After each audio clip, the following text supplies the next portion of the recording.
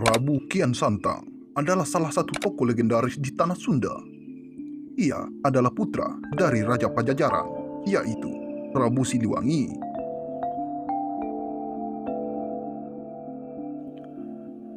Ada dua versi yang menyatakan tentang asal-usul Prabu Kian Santang. Yang pertama, ia adalah putra Prabu Siliwangi dari pernikahannya dengan Nyi Subang Larang dan merupakan anak bungsu dari 3 bersaudara.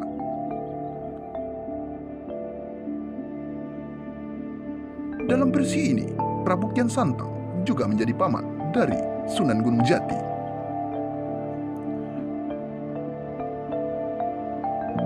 Versi yang kedua menyatakan bahwa Prabu Kian Santang lahir dari rahim Dewi Kumalangwangi pada 1315 Masehi di Pajajaran. Namun, bagi kebanyakan masyarakat Sunda, versi pertama lebih diyakini sebagai asal-usulnya yang asli.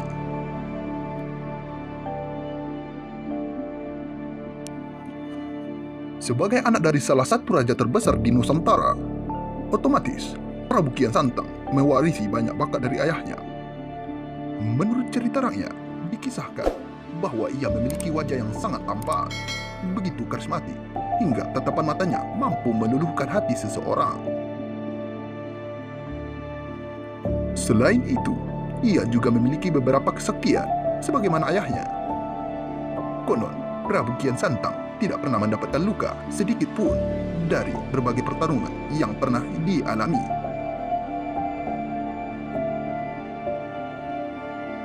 Segala macam senjata yang pernah menyentuh tubuhnya tidak mampu menggoreskan luka sedikit pun. Mungkin saja ini adalah kesaktian yang diturunkan Prabu Siliwangi kepadanya. Menurut catatan batu tulis di Bogor, ketika menginjak usia 22 tahun, Prabu Kian Santang muda sudah diangkat menjadi seorang dalam keraton Bogor kedua. Suatu jabatan penting bagi pemerintahan Pajajaran saat itu. Hal ini membuktikan bahwa seorang Prabu Kian Santang memang sejalan dengan apa yang banyak dikisahkan dalam cerita-cerita rakyat. Ia memiliki kapasitas diri yang luar biasa, hingga akhirnya dipercaya menjadi salah satu pejabat tinggi keraton di usia muda. Hingga di usia 33 tahun, di mana Prabu Kian Santang sudah menjadi seorang pria matang. Tetap saja, tidak ada satu orang pun yang pernah berhasil melukainya, apalagi mengalahkannya dalam pertarungan.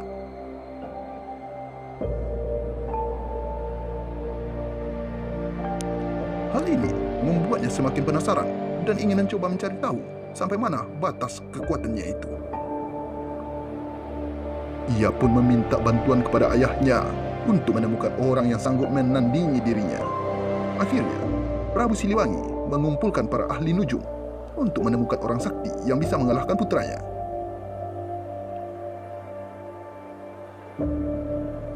Kemudian, muncullah seorang kakek tua yang bisa menemukan orang sakti tersebut. Kakek itu berkata bahwa orang yang dicari-cari Prabu Kian Santang berada di negeri yang sangat jauh, yaitu di daratan Mekah. Kakek itu mengatakan bahwa namanya adalah Sayyidina Ali. Prabu Kian Santang yang mendengar hal itu seketika menyatakan ingin bertemu dengan Sayyidina Ali. Namun, kakek tua tadi mengungkapkan untuk bertemu dengannya, Prabu Kian Santang harus menjalani 2 persyaratan terlebih dahulu. Syarat pertama, Prabu Kian Santang harus melakukan serangkaian meditasi selama 40 hari di ujung kulon.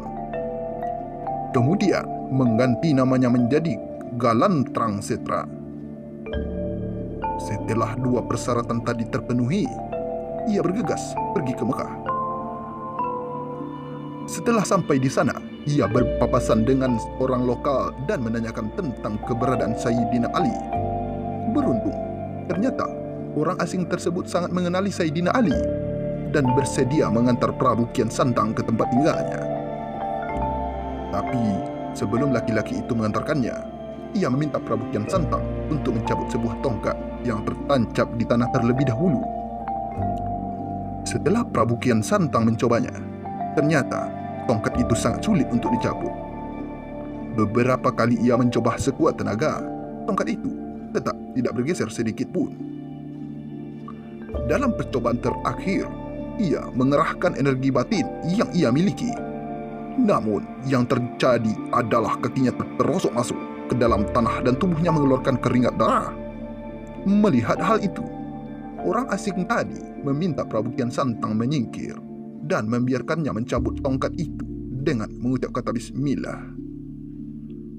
Tongkat yang menancap kuat tadi bisa dicabut hanya dalam sekali tarik tanpa kesulitan. Prabu Kian Santang yang kebingungan melihatnya bertanya pada orang itu tentang mantra apa yang diucapkan tadi dan meminta untuk diajari. Namun orang asing tersebut menolaknya dengan alasan Prabu Kian Santang bukan orang Muslim. Bingung dengan jawabannya, Prabu Kian Santang hanya bisa mengerutkan kening. Kemudian ada seorang lewat di depan mereka sambil menyapa, "Assalamualaikum Sayyidina Ali." Kepada orang asing di samping Prabu Kian Santang. Mendengar hal itu, seketika ia menyadari bahwa orang yang sedang ia cari ternyata sudah bersamanya sejak tadi.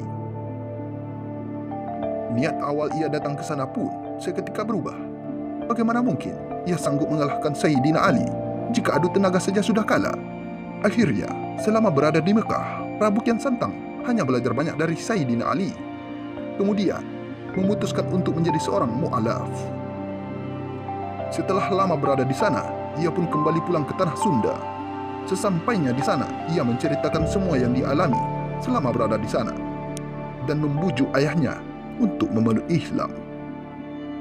Namun, sayang, sampai akhir hayatnya, Prabu Siliwangi tetap menolak ajaran Islam. Walaupun begitu, Prabu Kian Santang tetap diberi hak dan kekuasaan untuk menyebarkan ajaran Islam di tanah Pasundan. Ada sebagian pendapat yang mengatakan bahwa karena perbedaan keyakinan antara ayah dan anak ini membuat hubungan Prabu Siliwangi dan Prabu Kian Santang sempat merenggang. Tapi faktanya, dalam banyak referensi sejarah Pasundan menceritakan sampai detik-detik terakhir keberadaan Prabu Siliwangi. Anaknya tetap setia mengabdikan diri kepada kerajaan Pasundan dan rajanya sendiri, yaitu ayahnya.